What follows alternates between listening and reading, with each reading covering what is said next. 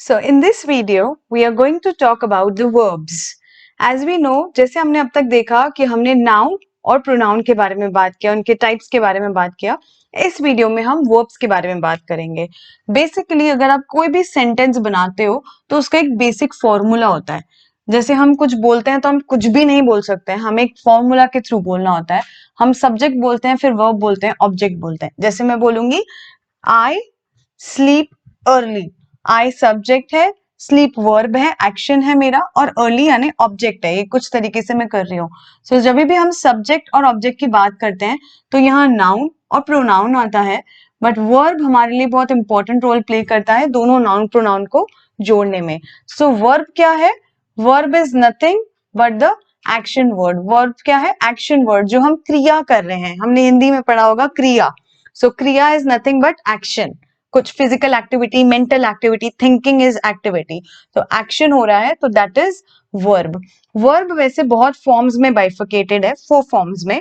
हम सबसे पहले उसका एक फॉर्म बात करेंगे टेंसेस का. आपने स्कूल में पढ़ा होगा टेंसेस, बट हिंदी में पढ़ा होगा, इंग्लिश में पढ़ा होगा, लेकिन इतनी अच्छी ग्रिप नहीं होगी तो वेल एंड गुड.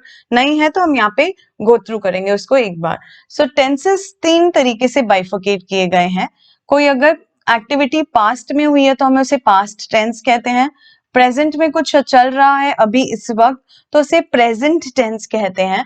और कुछ फ्यूचर में होने वाला है, आने वाले समय में होने वाला है, उसे हम फ्यूचर टेंस कहते हैं. ये आपको आई एम श्योर कि पता होगा. नहीं पता है तो it's okay, no big deal.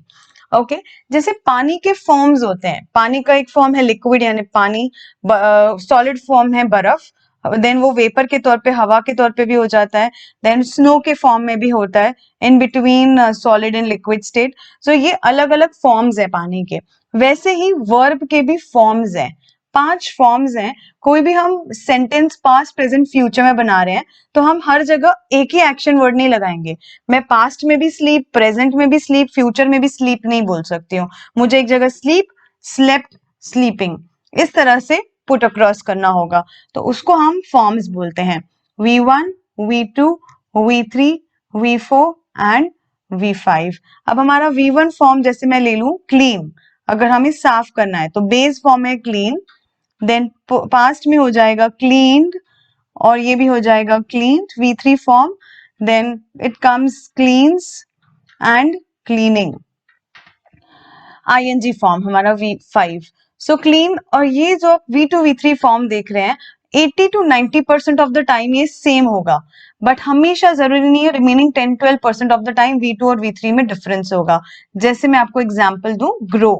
Grow को अगर मैं पास्ट फॉर्म में बोलूंगी तो वो हो जाएगा ग्रीव, लेकिन V3 फॉर्म में हो जाएगा वो ग्रोन, और यहाँ हो जाएगा ग्रोज और ग्रोइंग.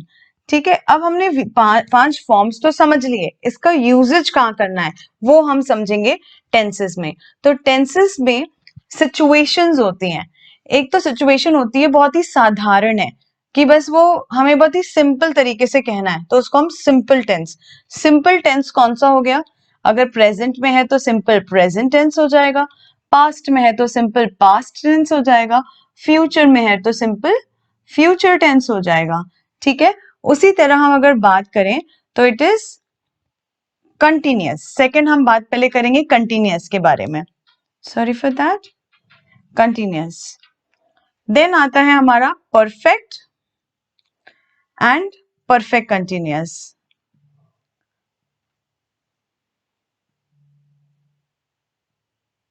अब ये क्या होता है? कंटिन्यूअस यानी हमारी एक्टिविटी कंटिन्यूएशन में चल रही है, तो हम वो सेंटेंस को बोलेंगे continuous tense. Continuous present, past में कंटिन्यू में चल रही थी तो कंटिन्यूअस पास्ट, फ्यूचर में है तो कंटिन्यूअस फ्यूचर. सिमिलरली वो चीज एकदम परफेक्टली हो गई है या हो रही है या होने वाली है, तब मैं परफेक्ट में उसका स्टेटमेंट बनाऊंगी.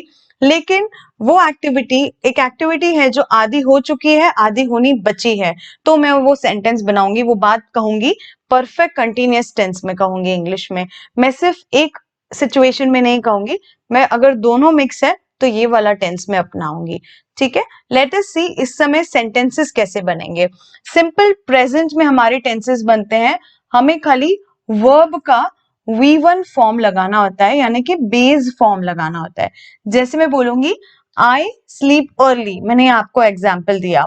आई वॉक फास्ट, तो मैं वॉक करती हूँ, वॉक यानी V1 form, fast subject verb object. कोई भी बेसिक सेंटेंस को आपको ये तो ध्यान रख के चलना है, तभी हमारा सेंटेंस बनेगा। हम वर्ब सब्जेक्ट ऑब्जेक्ट नहीं कर सकते, हमारा सब्जेक्ट वर्ब ऑब्जेक्ट ही ये क्राइटेरिया चलेगा। Now let us talk about simple past. इसमें हमारा वर्ब का फॉर्मेट लगेगा V2। V2 यानी cleaned, grew, she grew fast, she grew slow, she cleaned fast. तो मैं V2 का फॉर्म यहाँ पे पुट करूंगी। अगर मैं पास्ट पुरानी कोई चीज हुई है उस बारे में बात कर रही हूं, यहां मैं लगाऊंगी she will plus verb. She will clean fast, she will grow fast. Future आ गया तो हमें विल लगाना नेसेसरी है, हम विल के बिना फ्यूचर की बात नहीं कर सकते। जब हम विल लगाते हैं तो ऑटोमेटिकली वो चीज होने वाली है, ऐसा हमें समझ में आ जाता है। तो will is necessary for the future sentence. अब हम बात करते हैं कंटिन्यूअस की। इसमें हम लगाएंगे इज, एम, आर। कुछ लोगों की आदत होती है वो सिंपल टेंस बोल रहे हैं तो भी उसके साथ वो इज और आर लगा देंगे अननेसेसरीली। तो जब तक आपका वो एक्टिविटी कंटिन्यूएशन में नहीं है तब तक आप इज, एम, आर नहीं लगाओगे, ठीक है। Is, am, are plus verb का आपका आईएनजी फॉर्म लग जाएगा, यानी आपका ये V5 जो आपकी लिस्ट में दिया है वो फॉर्म लग जाएगा। या मैंने आपको दो ही एग्जाम्पल दिए हैं, आपके लिस्ट में, आपके नोट्स में मोर देन 1000 वर्ड्स होंगे, आप उसके अलग अलग फॉर्म्स देख सकते हैं, ठीक है। नाउ वर्ब का आईएनजी फॉर्म हम इधर लगाएंगे, तभी वो एक्टिविटी कंटिन्यूएशन में कहलाएगी। इज कब लगता है? जब एक पर्सन की बात हो रही है। He is sleeping, they are sleeping. अगर एक से ज्यादा है तो हम ए आर ई आर लगाएंगे, अगर एक ही पर्सन है तो हम आई एस इज लगाएंगे। लेकिन वर्ब का आईएनजी फॉर्म सेम रहेगा, भले एक हो या दो। अगर मैं सो रही हूं तो मैं आई इज स्लीपिंग नहीं बोलूंगी, मैं बोलूंगी आई एम स्लीपिंग। तो यहाँ पे फर्स्ट पर्सन, सेकेंड पर्सन और यहाँ पे more than one person. First, ये मेरे बारे में जब मैं बात कर रही हूँ तब एम लगाऊंगी, एक फर्स्ट सेकंड पर्सन के बारे में बात हो रही है तब इज लगाऊंगी, एक से ज्यादा लोगों के बारे में बात हो रही है तो आर लगाऊंगी। लेकिन वर्ब का आईएनजी फॉर्म सेम रहेगा अगर कंटिन्यूअस में सेंटेंस है तो, अगर वो एक्टिविटी चल रही है तो, ठीक है। अब हम बात करते हैं पास्ट की। तो पास्ट में वैसे ही हो जाता है वॉज, वर प्लस वर्ब का हमारा आईएनजी फॉर्म। तो आईएनजी फॉर्म सेम रहता है, वॉज हमारा एक पर्सन के लिए यूज होता है और ये मोर देन वन के लिए यूज होता है, ठीक है। She was playing, they were playing, those boys are playing. Boys यानी बहुत सारे बॉयज हो गए तो वर लग जाएगा। तो सिंगुलर है तो वॉज, प्लूरल है तो वर। ये आपको ध्यान में रखना है, ये छोटी छोटी मिस्टेक्स आप करेंगे तो आपका सेंटेंस गलत फ्रेम होगा, तो be careful about it. Will be plus verb का आईएनजी फॉर्म। अगर हम फ्यूचर में बात कर रहे हैं, वर्ब का आईएनजी फॉर्म सेम रहेगा, अगर आप ध्यान रखोगे विल बी लग जाएगा, यहाँ पे बी आ जाएगा। They will be playing, she will be playing, यहाँ पे सिंगुलर प्लूरल में दोनों में विल लगेगा, ठीक है, फ्यूचर की बात है। Alright, now let us talk about perfect. Perfect में क्या लगता है? हैज और हैव और प्लस वी का थर्ड फॉर्म। वर्ब का इधर हमें क्या लगाना है? थर्ड फॉर्म लगाना है, यानी ये वाला form. She has grown quickly, they have grown quickly. तो हमारा हैज कब लगता है? जब एक पर्सन हो, और हैव कब लगता है? जब मोर देन वन पर्सन हो। तो हैज कब लगता है? जब वन पर्सन, और हैव जब मोर देन वन पर्सन है। She has grown, they have grown, ठीक है। Now let us talk about past. Had plus V3।